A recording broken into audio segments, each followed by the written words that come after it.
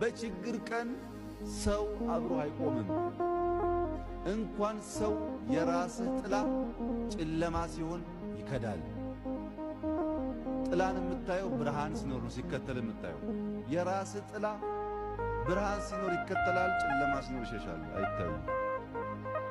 በችግር ጊዜ የኛ ወታደሮች ከሞት ሸሽተው ሄደው የተደረገላቸው እንክብካቤ የኢትዮጵያ ታሪክ አይረሳም።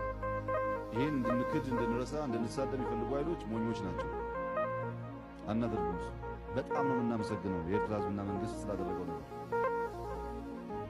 ነገር ግን ከዚያ በኋላ የኤርትራ ጦር የኢትዮጵያን ድንበር ተሻግሮ ኢትዮጵያ ውስጥ እንቅስቃሴ ያደረገ በእኛ ሕዝብ ላይ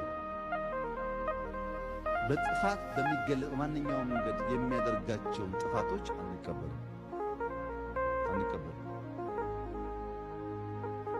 ይህን ማንቀበለው የኤርትራ ስለሆነ አይደለም፣ የኛ ወታደርንም አንቀበልም። ዘመቻው በግልጽ ከተለዩ ጠላቶቻችን ጋር ነው እንጂ ከህዝባችን ጋር ነው።